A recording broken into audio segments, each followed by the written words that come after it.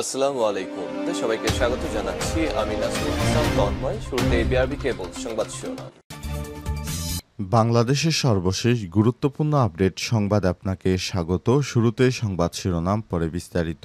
শুরুতেই জানাবো, শেখ হাসিনার বিচার শুরু মে মাসে। সুপিরিয়র কমান্ড হিসেবে শেখ হাসিনাই জুলাই গণহত্যার নির্দেশদাতা ছিলেন। তার বিচার হবে সুপিরিয়র কমান্ড হিসেবে।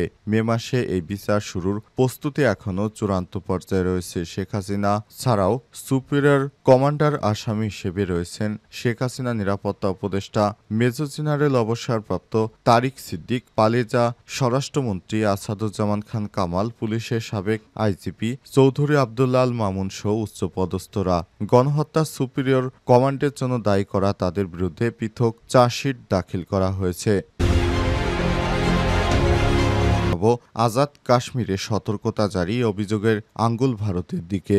কাশ্মীরের পেহেলগামে সশস্ত্র গোষ্ঠীর ভয়াবহ হামলায় ২৬ জন নিহতের ঘটনায় প্রতিবেশী দেশ পাকিস্তানের প্রত্যক্ষ ইন্ধন রয়েছে বলে দাবি করে আসছে। তারা ইতিমধ্যেই পাল্টাপাল্টি পদক্ষেপ নিয়েছে। তবে কাশ্মীরে প্রধান নদীতে হঠাৎ করেই ভারত পানি ছেড়ে দিয়েছে। এতে পাকিস্তানের ওই অঞ্চলে বন্যা দেখা দিয়েছে। অবস্থায় জরুরি সতর্কতা জারি করা হয়েছে। এরপর জানাবো, পারমাণবিক অস্ত্রে এগিয়ে পাকিস্তান, ভারতের অবস্থান যেখানে।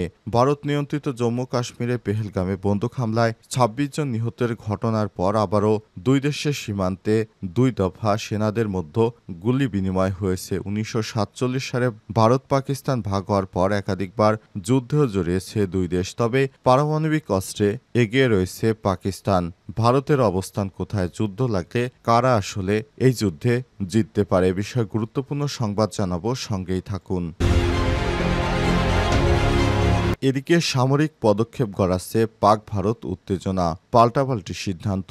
কাশ্মীর নিয়ে ভারত পাকিস্তানের মধ্যে আবারও যে কোনো সময় যুদ্ধ বেঁধে যাওয়ার আশঙ্কা দেখা দিয়েছে। এ অবস্থায় ভারতের পক্ষ থেকে পাকিস্তানের বিরুদ্ধে কয়েকটি সিদ্ধান্ত নেওয়া হয়েছে। আবার পাকিস্তান ও ভারতের বিরুদ্ধে বেশ কয়েকটি সিদ্ধান্ত নিয়েছে। দুই দেশের এই উত্তেজনার মধ্যে যে কোনো সময় যুদ্ধ বেঁধে যাওয়ার আশঙ্কা দেখা দিয়েছে।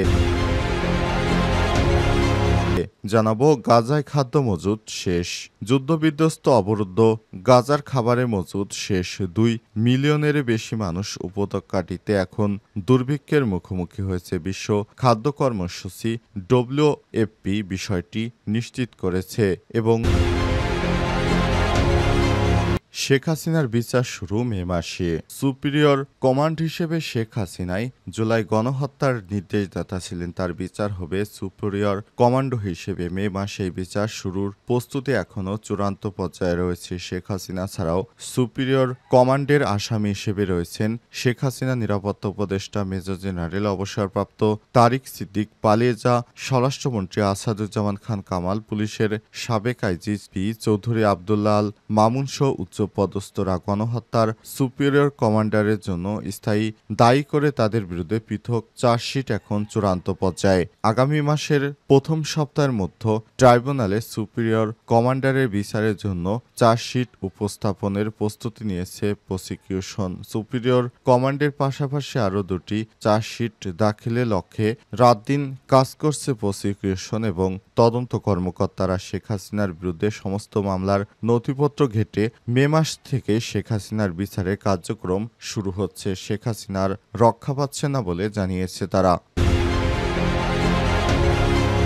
আজাদ কাশ্মীরে সতর্কতা জারি, অভিযোগের আঙ্গুল ভারতের দিকে। কাশ্মীরে পেহেলগামে সশস্ত্র গোষ্ঠীর ভয়াবহ হামলায় ২৬ জন নিহতের ঘটনায় প্রতিবেশী দেশ পাকিস্তানকে উদ্দেশ্য করে ইন্ধন রয়েছে বলে দাবি করে আসছে ভারত। ইতিমধ্যেই পাল্টাপাল্টি পদক্ষেপে পরমাণু শক্তিধর এই দুই দেশের কূটনৈতিক সম্পর্ক তলানিতে গিয়ে ঠেকেছে। সেই সঙ্গে তীব্র হয়েছে ফের যুদ্ধে জড়িয়ে যাওয়ার আশঙ্কা। ইতিমধ্যেই পাকিস্তান নিয়ন্ত্রিত আজাদ কাশ্মীরের প্রধান নদীতে হঠাৎ করেই বেড়ে গেছে পানি প্রবাহ। এতে করে সেখানে মাঝারি মাত্রার বন্যা দেখা দিয়েছে। এর প্রেক্ষিতে সেখানকার বাসিন্দাদের সতর্ক থাকতে নির্দেশ দেওয়া হয়েছে। এর জন্য সরাসরি নয়াদিল্লিকে অভিযোগের তীর ইসলামাবাদের। আজাদ কাশ্মীরের রাজধানী মুজাফফরাবাদে বিভাগীয় প্রশাসন এক বিবৃতিতে জানিয়েছে, প্রধান নদী ঝিলামের পানি স্বাভাবিকের চেয়ে বেশি ছাড়ছে ভারত। এতে করে সেখানে হঠাৎ করেই বন্যা সৃষ্টি হয়েছে। বিবৃতিতে মুজাফফরাবাদ প্রশাসনের মুখপাত্র বলেছেন, ঝিলাম নদীতে ভারত স্বাভাবিকের চেয়ে বেশি পানি ছাড়ার মাঝারি মাত্রায় বন্যার সৃষ্টি হয়েছে। খবর আনাদুলোর। পাকিস্তানের জাতীয় সংবাদ মাধ্যম দুনিয়া নিউজ জানিয়েছে, পাকিস্তানকে না জানিয়ে নদীর পানি বেশি পরিমাণ ছাড়ছে ভারত। হঠাৎ করে বন্যার সৃষ্টি হয়েছে। পাকিস্তানের স্থানীয় সংবাদ মাধ্যম দুনিয়া নিউজ জানিয়েছে, পাকিস্তানকে না জানিয়ে নদীর পানি বেশি পরিমাণ ছাড়ছে ভারতের পর হু হু করে ঝিলাম নদীর পানি বেড়ে যায়। নদীর বিষয় সতর্ক করতে গিয়ে মসজিদ থেকে স্থানীয়দের মাইকিং করতে শোনা গেছে। এতে করে নদী পাড়ের মানুষের মধ্যে আতঙ্ক ছড়িয়ে পড়েছে। এই পানি ভারত নিয়ন্ত্রিত কাশ্মীরের অনন্তনাগ থেকে পাকিস্তানের চাকোঠি দিয়ে ঢুকে পড়ছে। পরমাণু শক্তিধর এই দুই দেশের মধ্যে থাকা সিন্ধু নদের একটি উপনদী হল ঝিলম। এর আগে পাকিস্তানের সঙ্গে থাকা সিন্ধু নদের পানি চুক্তি স্থগিত করে ভারত। দেশটি হুমকি দিয়ে পাকিস্তানকে সিন্ধু নদের এক ফোঁটা পানিও দেয়া হবে না বলে জানিয়েছে। অপরদিকে পাকিস্তান বলছে, সিন্ধুর পানি প্রবাহ আটকানোর চেষ্টা করা হলে এটিকে তারা যুদ্ধের হিসেবে ধরে নিবে, আর সেই অনুযায়ী সামরিক ব্যবস্থা নেওয়া হবে। এমন উত্তেজনার মধ্যে সিন্ধু নদের পানি ভারতের হুমকি দিয়েছে পাকিস্তান পিপলস পার্টির নেতা বিলাল ভুট্টো। তিনি বলেছেন, সিন্ধু দিয়ে হয় পানি বইবে, না হয় ভারতীয়দের রক্ত বইবে। পারমাণবিক অস্ত্রে এগিয়ে পাকিস্তান, ভারতের অবস্থান যেখানে। ভারত নিয়ন্ত্রিত জম্মু কাশ্মীরের পেহেলগামে বন্দুক হামলায় ২৬ জন পর্যটক নিহতের ঘটনা আবারও উত্তেজনা দেখা দিয়েছে। নয়াদিল্লি ও ইসলামাবাদের মধ্যে ১৯৪৭ সালে ভারত পাকিস্তান ভাগ হওয়ার পর একাধিকবার যুদ্ধেও জড়িয়েছে তারা। ফলে ভূরাজনৈতিক প্রেক্ষাপট বিবেচনায় নিয়ে দীর্ঘ সময় ধরে উভয় দেশ উল্লেখ করার মতো সামরিক শক্তিতেও এগিয়ে চলেছে। পেহেলগামের ঘটনাকে কেন্দ্র করে সামরিকভাবে সংঘাতে জড়িয়ে পড়তে পারে এ আশঙ্কা অনেকেরই। প্রাসঙ্গিকভাবে উভয় দেশেই সামরিক সক্ষমতার বিষয়ে আলোচনা উঠে আসছে। এই সক্ষমতার গুরুত্বপূর্ণ দিকগুলো নিয়ে বিশ্লেষণমূলক একটি প্রতিবেদন প্রকাশ করেছে মালয়েশিয়া ভিত্তিক defence security Asia. Defence security Asia তাদের ওয়েবসাইটে গ্লোবাল ফায়ার পাওয়ার সূচক জিএফপি ২০২৫-এ প্রকাশিত করে। এতে করে বলা হয়েছে, সামগ্রিক র্যাঙ্কিংয়ে ভারত বিশ্বের চতুর্থ এবং পাকিস্তান বিশ্বে ১২তম।